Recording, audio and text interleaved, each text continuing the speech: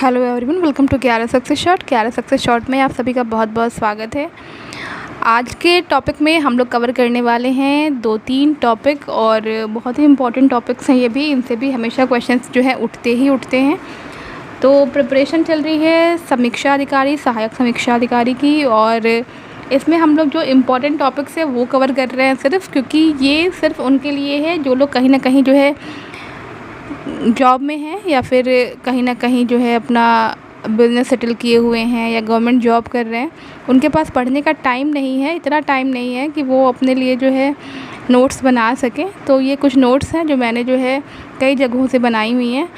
उस नोट से ये चीज़ें जो है आपको बताई जा रही हैं, और प्रीवियस ईयर पेपर्स को देखते हुए भी जो जो टॉपिक इम्पॉर्टेंट है उसको पहले पढ़ लिया जाए। तो चलिए आज स्टार्ट करने वाले हैं हम लोग जो टॉपिक। उसमें जो सबसे पहला है वो है 24 तीर्थकरों का विवरण। इसमें तीर्थकर, उनका जन्म स्थल और उनका प्रतीक चिन्ह बताया गया है आपको। ठीक है, पूर्व जन्म भी इसमें होता है, लेकिन आप कोई अगर बुक्स देखेंगे तो उसमें पूर्व जन्म भी दिया होगा, लेकिन पूर्व जन्म मैंने नहीं लिखा बिकॉज जितना ज़्यादा आप रखेंगे उतना ज़्यादा कन्फ्यूज़न होगा। इसलिए मैंने बस जो इम्पोर्टेंट लगा मुझे तीर्थकर, जन्मस्थल और प्रतीक चिन्ह, सिर्फ इनको ही मैंने यहाँ पे लिखा है और पढ़ा भी है खुद से। चलिए, सबसे पहला है आदिनाथ ऋषभनाथ। इनका जन्म स्थल है अयोध्या, प्रतीक चिन्ह है वृषभ।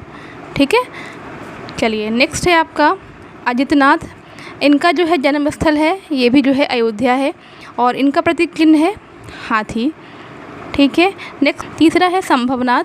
इनका जो जन्म स्थल है वो है श्रावस्ती। ठीक है, और इनका जो प्रतीक चिन्ह है वो है घोड़ा यानी कि अश्व। नेक्स्ट बात करते हैं अभिनंदन नाथ की। इनका जन्मस्थल अयोध्या है। ठीक है, और प्रतीक चिन्ह है कपि यानी कि बंदर। नेक्स्ट है सुमतिनाथ। इनका जन्मस्थल भी अयोध्या ही है, प्रतीक चिन्ह है सारस यानी कि चकवा।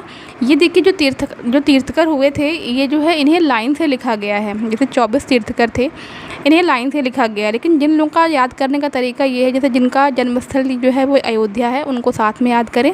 ठीक है, तो थोड़ा सा याद करने में आपको आसानी भी हो जाएगी। नेक्स्ट बात करते हैं, हमने बात कर ली है सुमतिनाथ की। सुमतिनाथ को देख लेते हैं। तो यहाँ पे सुमतिनाथ, इनका जो जन्मस्थल है वो है अयोध्या, और जो इनका प्रतीक चिन्ह है वो है सारस। नेक्स्ट है पद्म प्रभु। इनका जो है जन्मस्थल कौशाम्बी, प्रतीक जो है वो है पद्म यानी कि कमल। नेक्स्ट है सुपार्श्वनाथ। इनका जो है जन्मस्थल है वो काशी वाराणसी, प्रतीक जो है स्वास्तिक। नेक्स्ट है चंद्र प्रभु। इनका जो है जन्मस्थल चंद्रपुरी, जो प्रतीक चिन्ह है वो है चंद्रमा। नेक्स्ट है सुविधिनाथ। इनका जन्मस्थल काकंदीनाग, और जो इनका प्रतीक चिन्ह है वो है मगर। नेक्स्ट है शीतलनाथ। इनका जो है जन्मस्थल भद्रिकापुरी आदिलपुरा, और जो प्रतीक चिन्ह है वो है कल्प वृक्ष। नेक्स्ट बात कर लेते हैं हम लोग श्रेयांशनाथ की। इनका जो है जन्मस्थल है वो है सिंघापुरी, और जो प्रतीक चिन्ह है वो है गैंडा। ठीक है, नेक्स्ट है वासुपूजीनाथ। इनका जन्मस्थल चंपापुरी, प्रतीक चिन्ह है महिष यानी कि भैंसा। नेक्स्ट है विमलनाथ। इनका जो है जन्मस्थल है काम्पिल्यपुरा, और प्रतीक चिन्ह है बारह यानी कि सुअर। नेक्स्ट बात कर लेते हैं अनंतनाथ की। ये जो है इनका जन्म जो है अयोध्या में, और जो इनका प्रतीक चिन्ह है वो है बाज पक्षी। नेक्स्ट बात कर लेते हैं धर्मनाथ की।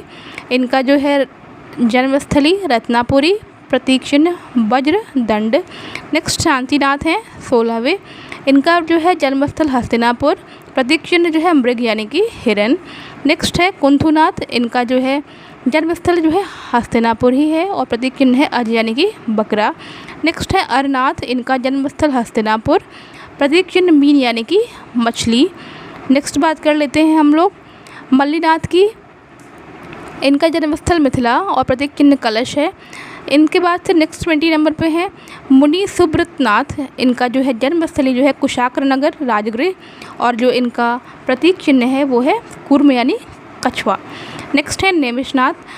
इनका जो है जन्मस्थल मिथिला समेत शिखर, और बात करें इनके प्रतीक चिन्ह की तो वो है नील कमल। नेक्स्ट है अरिष्टनेमी। सब इम्पॉर्टेंट है, कुछ भी स्किप करने लायक नहीं है, ज़रूर से पढ़ लीजिएगा। इनका जन्मस्थल शौरीपुर व उज्जैन, प्रतीक चिन्ह की बात करें तो शंख है।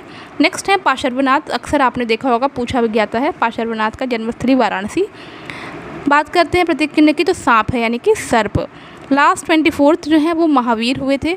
महावीर के जो जन्म स्थल है वो कहाँ है, कुंडग्राम में है, और इनका जो प्रतीक चिन्ह है वो है सिंह। अब अगर महावीर की बात करें, क्योंकि 24वें तीर्थंकर थे, इनका जो पूर्व जन्म ये क्या था, ये था प्रणता देवलोक, तो इसको भी ज़रूर से याद कर लीजिएगा। तो ये 24 तीर्थंकरों के विषय में जो है बताया गया यहाँ पर आपको, ठीक है, कि इनका जो जन्म स्थल है और जो इनका प्रतीक चिन्ह है वो क्या क्या है। चलिए आगे बढ़ते हैं, देखते हैं आज का अगला टॉपिक। जैसा कि आपको दिख रहा होगा, हमारा जो अगला टॉपिक है आज का, भारत में सर्वप्रथम उद्योगों की स्थापना। कुछ ऐसे उद्योग हैं जो कि बहुत महत्वपूर्ण हैं, उनका स्थापना वर्ष और उनका स्थान भी हम पढ़ेंगे आज। सबसे पहला देख लीजिए सूती वस्त्र का। सूती वस्त्र का उपयोग बहुत ज़्यादा किया जाता है। इसकी स्थापना 1818 में हुई थी और जो स्थान था वो था फोर्ट ग्लोस्टर, कोलकाता में। ठीक है, कहाँ पे, कोलकाता में। नेक्स्ट है कागज़। कागज़ की स्थापना वर्ष 1832 में और स्थान था श्रीरामपुर, वेस्ट बंगाल।